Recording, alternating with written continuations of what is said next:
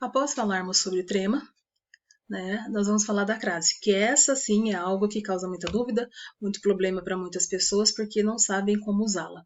Tá? Então eu peguei aqui um resuminho, para a gente poder ver resumidamente onde eu vou usar a trema. Então assim, a primeira coisa que você tem que saber é que trema não se usa antes de palavras masculinas.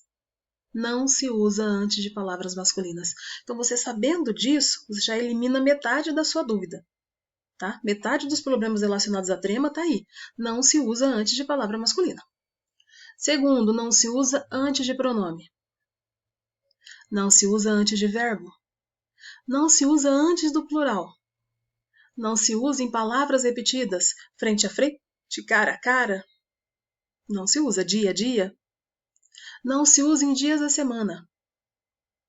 Né? De segunda a sexta, não se usa esse trema. Esse trema não, desculpa. Não se usa essa crase.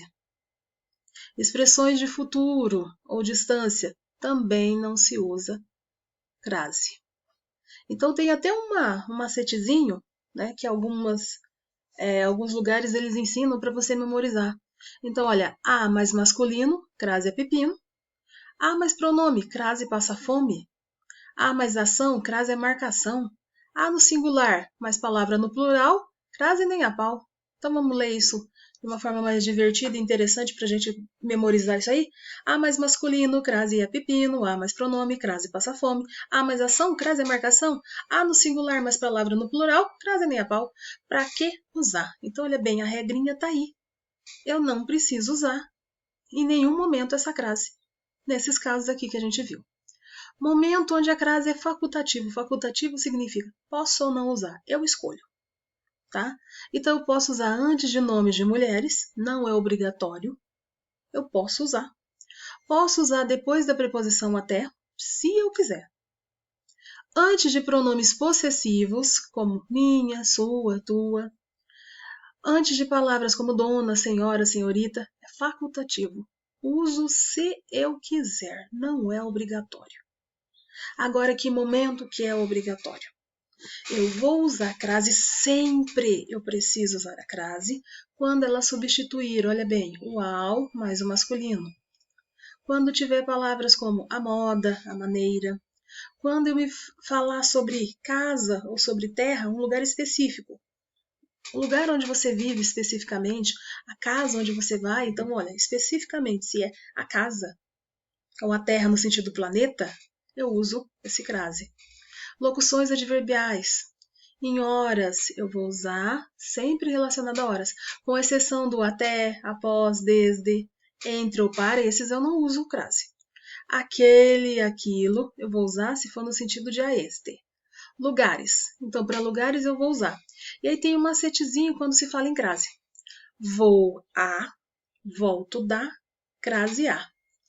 Vou a, volto de, crase para quê? Então, eu vou repetir. Vou a, volto da, crase a de existe.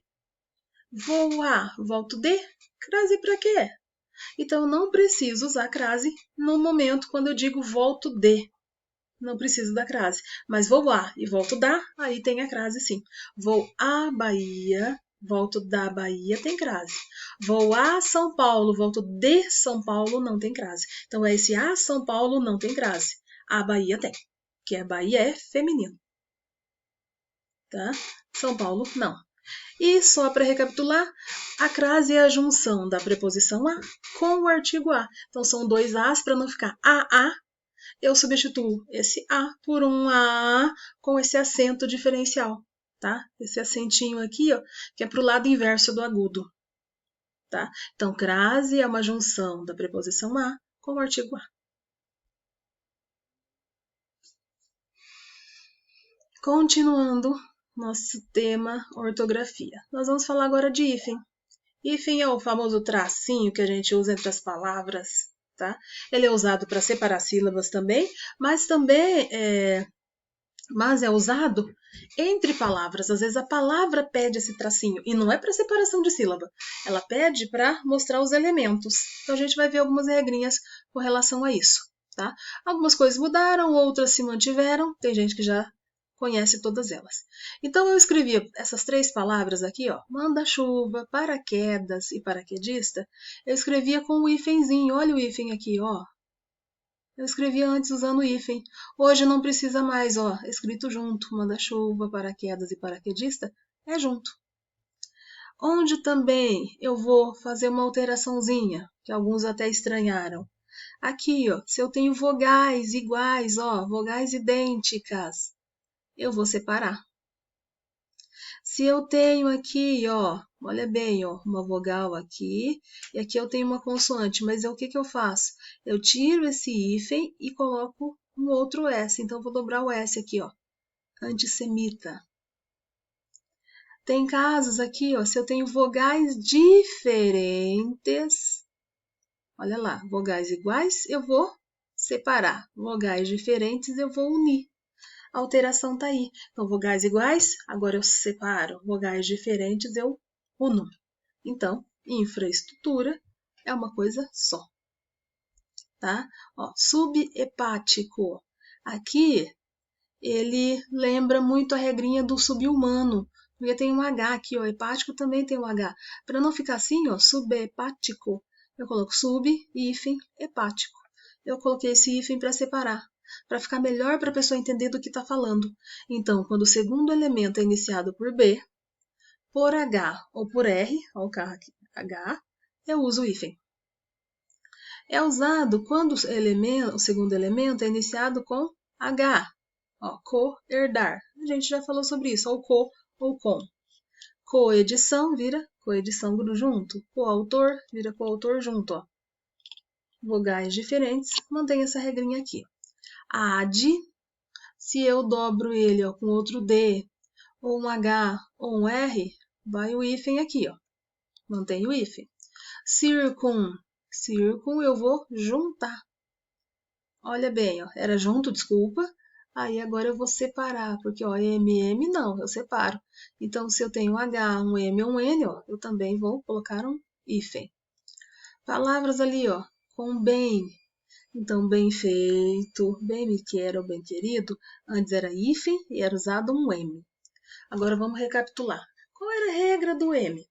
A regra é, se usa M antes de P e B. Como F, que não entra nessa regra de P ou B, eu precisei trocar o M por N. Então, bem feito, bem querer e bem querido virou N.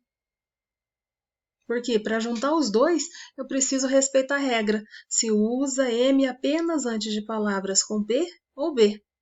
Para respeitar essa regra, eu tive que transformar esse M daqui em N. Por isso que fez essa alteração. Palavras terminadas em R. Mantenho a mesma regrinha lá, ó. Era assim e fica assim. Super-homem tem o hífen, inter-relação tem o hífen. Era assim, mantém assim. Não mudei nada.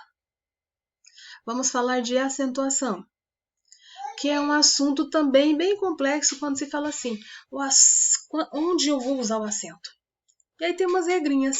Vamos falar um pouquinho sobre circunflexo, que é no caso aqui, ó.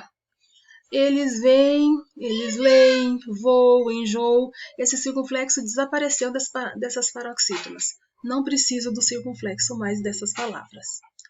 Também desapareceu aqui, ó, quando eu separava a palavra para e para. Pelo, né? O pelo do animal e o precisa passar pelo rio tal. Então, antes eu separava pelo do outro pelo, como duas palavras de sentido diferente. Mas como a pronúncia pelo é a mesma coisa, o que a gente resolveu fazer agora? Vai manter sem acento. Não tem diferença mais.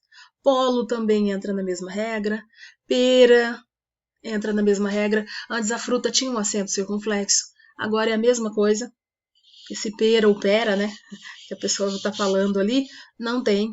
O para de parar ou para de para-brisa é a mesma coisa, então não tem mais esse acento diferencial. Escreve igual.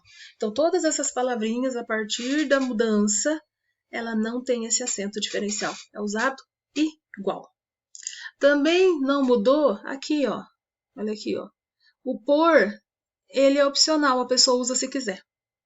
Se ela quiser enfatizar que esse por é de verbo, eu coloco o acento, mas não é obrigado, tá? Então, olha bem, ó, não mudei. Esse aqui do pôde, também não mudei. Esses daqui não usam mais acento. Esses dois aqui eu mantenho. Só corrigindo, tá?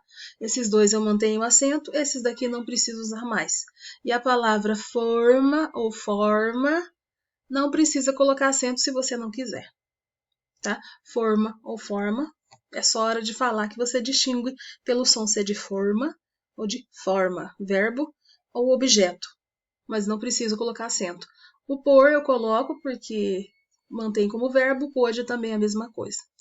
Vai desaparecer nas paroxítonas com acento tônico. Então, assembleia não tem mais acento, ideia não tem mais acento, heróico não tem mais acento.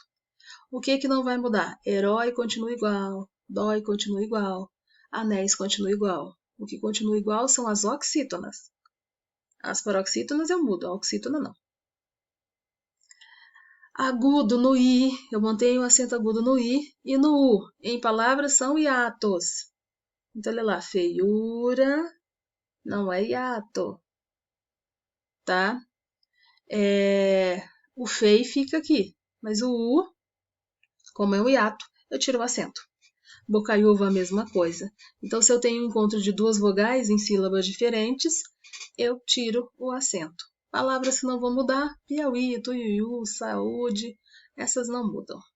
Vai desaparecer o acento agudo em alguns verbos, ó, apazigua, averigue, argue, todas essas desaparece esse acento agudo, não precisa colocar mais, tá? Eu vou escolher se eu...